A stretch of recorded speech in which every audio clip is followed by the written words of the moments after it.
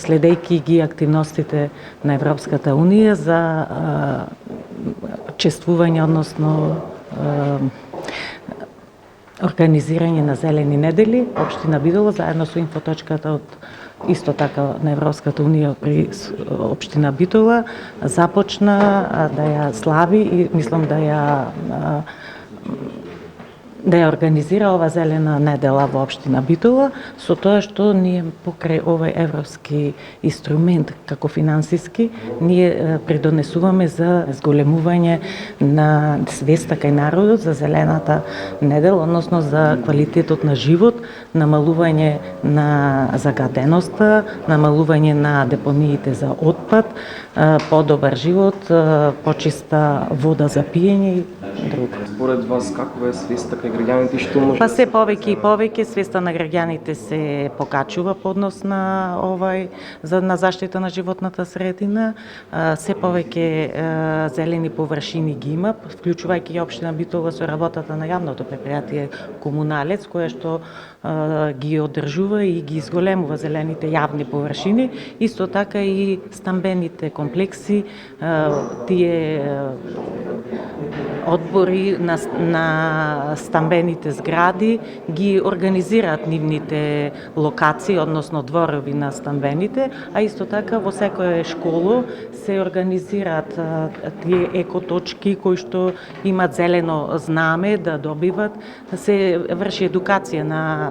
децата и во рана возраст и понатаму, така да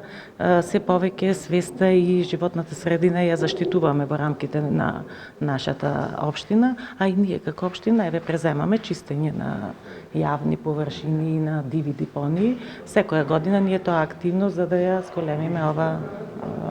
свест и да ја заштитиме средината. Бизнес Академија Смилевски како коорганизатор на ова стручно советување со својот интелектуален капитал кој го поседува и со практичното и консултантското искуство на овие изминати 2 децении инвестира во овој момент во иднината на сегашните и идните генерации и дава придонес за локалната заедница како социјална заедница. Како дел од овој заеднички тим со присутните, денес ќе го обработиме значењето на образовните капацитети како инвестиција во идните генерации согласно принципите за одржлив развој на Обединетите нации. Фактички целта на ова стручно советување што се одржува во Бизнес Академија Смилевски е да се концентрира знаењето од повеќе субјекти на едно место и да се фокусира во форма на препораки и заклучоци за подобрување на нашата локална заедница како социоекономски и еколошки ентитет. Она што ми представува посебна чест и задоволство од денешниот настан е тоа што нашата неколкогодишна иницијатива резултира со наметнување на прашањата од областта на животната средина во јавноста, односно во јавниот живот. Денешната средба е стручно советување за она што значи инвестиции во животната средина во нашата општина за позелена иднина и се надеваме дека со новиот локален еколошки акционен план кој што е во фаза на изработка ќе ги трасираме магистралните правци за она што значи поквалитетна животна средина и подобар живот за нашите граѓани. Велите дека неколку години се борите за животна средина, каква е свеста кај граѓаните и кои активности вие ги преземате за да се подигне свеста? Она што ние настојуваме да го направиме е да ги активираме граѓаните да бидат активни учесници во креирањето на програмите и политиките на локално ниво, меѓутоа и во нивното спроведување. Наша иницијатива беше процесот Зелена агенда и иницијативата Битола зелен град,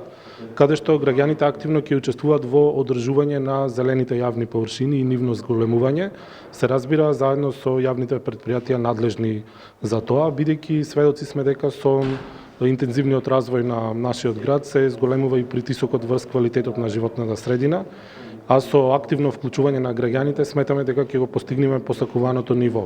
Бидејќи никој не може да исчисти диви депонии онолку колку што граѓаните можат да фрлат, со соодветно регулирање на ова и другите проблематики, мислам дека ќе постигнеме задоволително ниво на квалитет на животна средина.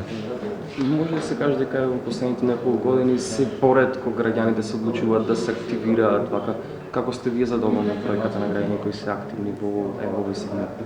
Она што ние го работиме се генерацијски проекти, уште од 1999 година кога започнавме да работиме со образование за животна средина, инвестиравме во знаењето на новите генерации кои што како што нараснуваа почнаа и да го менуваат своето однесување. Се разбира дека ние како граѓанска организација никогаш и не сме задоволни, секогаш може и повеќе, бидејќи тоа е во принципот на нашата работа.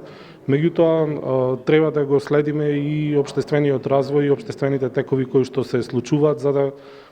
постојано ги наметнуваме овие прашања на приоритетната агенда на донесувачите на одлуки и на политичарите.